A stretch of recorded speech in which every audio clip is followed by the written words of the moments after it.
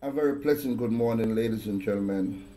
And today I'm going to talk about the acquittal of the police officer that was involved with the shooting with a St. Thomas woman and the murdering of the St. Thomas woman.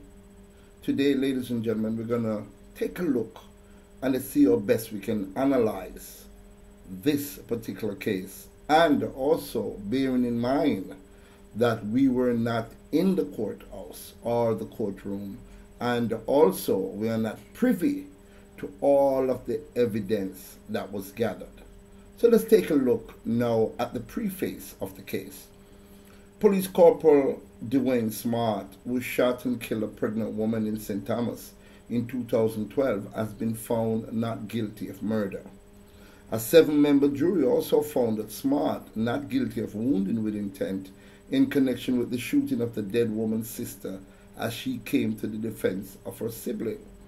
The verdict was handed down in the Home Circuit Court in downtown Kingston a short while ago, marking the end of a near 5-week trial. Prosecutors led evidence that Keon Lamont, who was 8 months pregnant at the time, was shot in the head by Smart as she resisted his attempts to arrest her for using indecent language.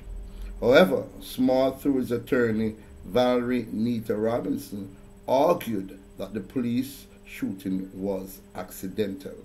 He says that during his attempt to arrest Lamont, a scuffle ensued and they both fell to the ground. Smart says he tripped and his firearm accidentally went off as he attempted to get back on his feet. After the verdict, Smart sat in the prisoner's dock and wept openly. Now, ladies and gentlemen, before we go into this part of this particular situation, let's first offer our condolences to the family of this young lady that lost her lives. We also offer our condolences because she also lost a young baby in the process. And any time that there are loss of life, especially when it is done by the security forces, it raises a serious cause for concern. So here we are now. I am a concerned Jamaican, and I'm looking from the outside, again, not having any privilege to any evidence, again, not having access to the courtroom at the time of the trial. Now, ladies and gentlemen, first thing first, I must say that I've often heard people blaming the lawyers, saying that the lawyers are too wicked and the lawyers are doing that and the lawyers are doing this and the lawyers are doing that.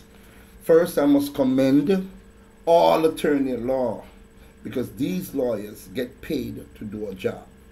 We have greats like Peter Champagne, Bert Samuels, Churchill Nita, Hugh Small, K.D. Knight, Ian Ramsey, Norman Manley. We're talking about great, superb attorney at law that can take an airtight case and make mincemeat out of it and acquit their client. Now, ladies and gentlemen, I want you to look at the defense attorney. Their job, they get paid. The defense attorney get paid to represent his or her client. Bottom line. So even if a client is guilty as perceived from the outside looking in, there are parts of the law that if you have a skillful attorney, they can just topple that and make it look like it was justifiable. And of course, the client will walk free. Now, ladies and gentlemen, it hurts to know that a situation, a confrontation between law enforcement officer and a private citizen boils down to someone losing their lives. And that's why I asked the question, how best can we refrain from letting anything like this happen again? Do we have to train our citizens to be more tolerant of the police? Or should we train the police even more to be more tolerant of our citizens? Hence us not having to get into these kind of situations where it's the wanton losing of life. I have nothing to say about the defense attorneys for doing their job because they get paid to do their job. In saying that the police officer who fired those 2 shots accidentally, I was not there, and I'm not taking side with him either. I'm saying whenever there's a wanton loss of life, it is always wrong in the eyes of the Almighty. It is always wrong. So, ladies and gentlemen, let's just look at the case. They say the courtroom jury came back, and within a small length of time, right, 7 people came back unanimously and found him not guilty of all the charges that was laid against him. There's another point that I'm looking at, ladies and gentlemen. The police officer and the attorney at law cried bitterly. I wonder what was going through that police officer's mind. The fact that 2 people lost their lives, the third almost lost their lives. I wonder what was going through his mind.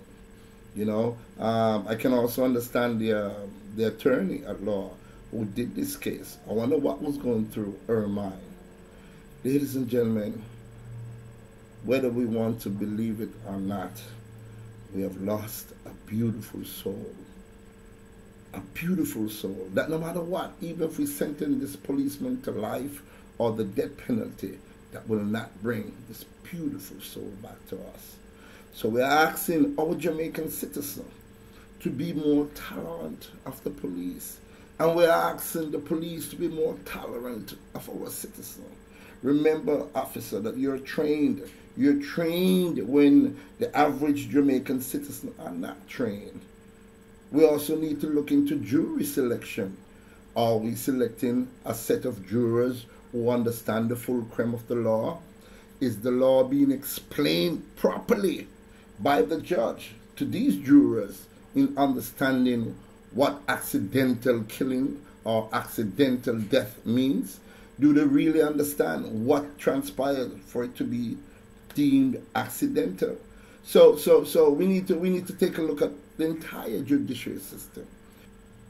It is always wrong when a guilty person walks free. So, ladies and gentlemen, here we have it. The loss of life of this young lady. May her soul find peace. May the family find it somewhere in their heart to grasp the decision of the court. And they have other avenues that they can pursue, whether it's a civil avenue or I don't know what the law provides.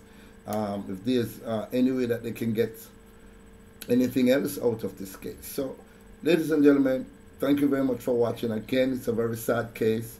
Again, we need to look at everything that the judiciary system is. Is it justice just for some people and justice, you know what I mean?